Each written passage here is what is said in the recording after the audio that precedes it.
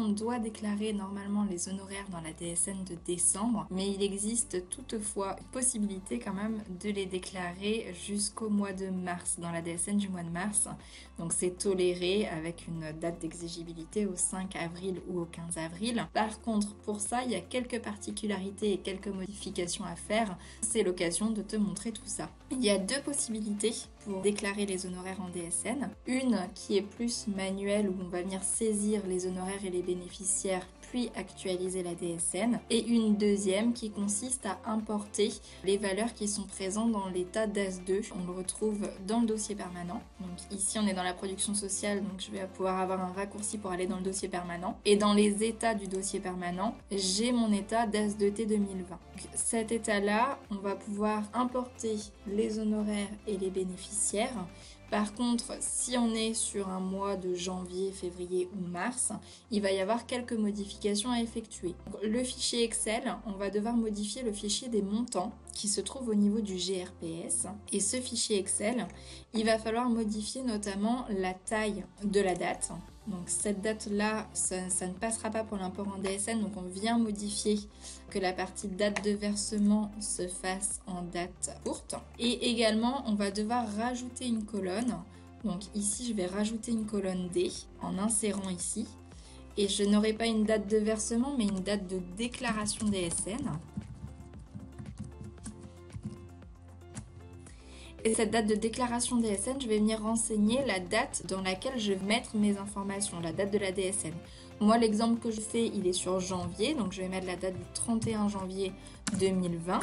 Si jamais j'avais fait dans la DSN de février, je peux mettre la date du 29 février 2020. Une fois que j'ai fait ça, je vais pouvoir enregistrer mon document Excel. Quand je vais le fermer, il va me proposer de l'enregistrer. Et tout simplement, il s'enregistre où? Je vais te remontrer le chemin ici. Donc chez moi, ça va être sur le disque C. Donc il faut aller vraiment à la racine de Koala. Ici, j'ai Koala. Dans Koala, je vais avoir mon GRPS. Ensuite, j'ai mes groupes de dossiers. Donc moi, ça fait partie du groupe de dossiers de présentation. Mon dossier, c'est le dossier honoraire 2. Et quand je l'ouvre, dans le dossier DP, dans Doc, j'ai un répertoire de janvier 2019 à décembre 2019. Et quand je l'ouvre, c'est ma DAS2T montant. Donc je viens réenregistrer mon fichier Excel au même endroit et je le remplace. Tu vas mieux comprendre quand je vais faire l'import de ma DAS2 en DSN. Tu vas voir pourquoi j'ai rajouté ces valeurs-là. Ici, pour ça, je vais transmettre ma DSN de janvier et je vais te montrer tout de suite comment ça va se faire. Pour commencer, je vais te montrer dans ma DSN de janvier que je n'ai pas d'honoraires. Donc quand j'ouvre ma DSN, dans l'onglet honoraires, ici, je n'ai pas de bénéficiaire et je n'ai pas d'honoraires. Première solution, je vais les importer à partir de mon état DAS2 qui est généré à partir de mon dossier permanent. Pour ça, dans la page d'accueil de l'outil DS, dans honoraires et dans import, je vais d'abord importer mes bénéficiaires. Pour importer mes bénéficiaires, j'ai l'assistant d'import bénéficiaire qui s'ouvre. Je vais devoir aller sélectionner mon fichier d'import qui se trouve au niveau de mon GRPS, donc dans mon dossier concerné. Donc je vais te remontrer le chemin pour moi. Koala se trouve sur le disque C. Dans le répertoire Koala, dans GRPS, j'ai des groupes de dossiers, je vais prendre le groupe présentation. J'ai mon dossier honoraire 2. Dans le répertoire DP et dans Doc, je vais prendre dans la valise 2019. Là, on est sur l'import des bénéficiaires, donc je prends le premier fichier Excel. Je vais ensuite cliquer sur page suivante. Ici, ça me donne un aperçu de ce que je vais importer. Je vais de nouveau cliquer sur page suivante. Et ici, je vais devoir prendre mes rubriques de gauche pour alimenter les champs qui sont à droite. Pour que ce soit un peu plus clair, moi je préfère mettre la ligne suivante. Ça me permet de voir où j'ai besoin d'avoir les champs. C'est-à-dire que là, c'est ce qui est importé à partir de mon état DAS2. Donc à chaque fois que j'ai une valeur, je vais venir mettre le champ correspondant. Le code bénéficiaire, le type, etc. etc. Je passe toutes mes valeurs de gauche vers la droite. Si jamais je me trompe, par exemple mon sirène, je l'ai mis là, je vais tout simplement le reprendre et le remettre au bon endroit. Et donc je fais ça pour tous les champs qui possèdent une valeur. Voilà.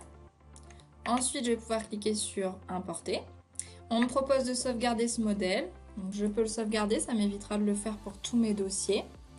Donc là par exemple, je vais mettre que c'est pour les bénéficiaires. Il me dit que mes 2 éléments sur 2 ont bien été insérés ou mis à jour. Je vais pouvoir fermer et je vais procéder de la même manière dans honoraires, import et honoraires. Et je vais venir cette fois-ci importer mes montants. Automatiquement, il reste dans le DP doc et dans le répertoire 2019 de ce dossier-là. Donc j'ai juste à cliquer sur montant. Ce fichier-là que j'ai été modifié tout à l'heure pour avoir ma date de déclaration en DSN. Une fois que je l'ai sélectionné, je vais cliquer sur page suivante.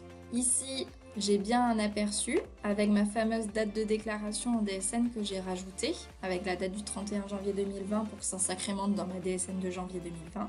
Et quand je vais faire page suivante, de nouveau, je clique sur ligne suivante pour savoir où j'ai des valeurs, le bénéficiaire, le code établissement, la date de versement. Le fait d'avoir mis ma date de déclaration juste après ma date de versement, c'était aussi un choix volontaire de ma part parce que je sais que ça se suit. Donc, si vous devez privilégier une colonne, mettez-le après la date de versement, la date de déclaration DSN. Ici, j'ai mes honoraires et mes commissions. Je regarde sur la ligne suivante, j'ai pas d'autres valeurs, donc j'ai pas besoin de continuer la correspondance des champs. Je vais pouvoir cliquer sur importer. On me propose également d'enregistrer, donc je vais le faire comme ça pour mes prochains dossiers, je l'aurai en mémoire. Et là, on me dit que ça a bien été inséré. Ce qui fait que quand je vais fermer, je vais ouvrir ma DSN. Dans l'onglet honoraires, pour le moment, je n'ai rien. Il me suffit de faire actualiser total.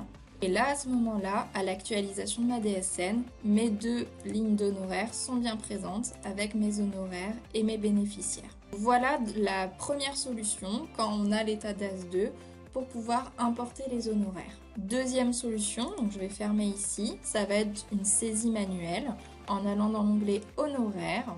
Je vais d'abord saisir mes bénéficiaires avec la possibilité d'ajouter ici avec le plus, de supprimer si besoin avec la croix, ou alors de venir modifier aussi des valeurs avec le petit crayon. Donc là par exemple je souhaite ajouter un bénéficiaire, je vais mettre des données fictives, hein, c'est juste pour te montrer. Donc dans personne je vais mettre test. Je vais pas aller au bout des informations, c'est juste pour te faire une petite présentation de cette technique là aussi. Donc je vais enregistrer mon bénéficiaire, je vais de la même manière dans l'onglet honoraires aller dans honoraires et créer un nouvel honoraire.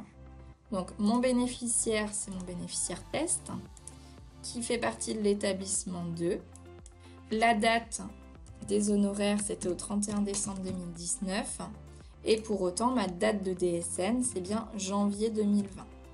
Ici, j'avais 4 000 € de commission à déclarer. Donc je vais enregistrer. Je vais fermer ici ma saisie des honoraires, ce qui fait que quand j'ouvre ma DSN à nouveau, je vais aller dans honoraires et je vais actualiser. Jusque là, j'avais 2 bénéficiaires et 2 honoraires ici. Et là, j'ai bien ma 3e ligne qui apparaît avec test. Donc j'ai pas renseigné le SIRET, j'avais pas renseigné toutes les informations, donc c'est normal que j'ai des éléments qui manquent. Mais pour autant, j'ai quand même mon bénéficiaire qui apparaît avec la partie rémunération, les commissions que j'avais renseignées. Donc voilà les 2 solutions qui s'offrent à toi pour déclarer tes honoraires en DSN. Je te rappelle qu'on a la possibilité de déclarer ces honoraires jusque la DSN de mars, donc avec une date d'exigibilité au 5 ou au 15 avril.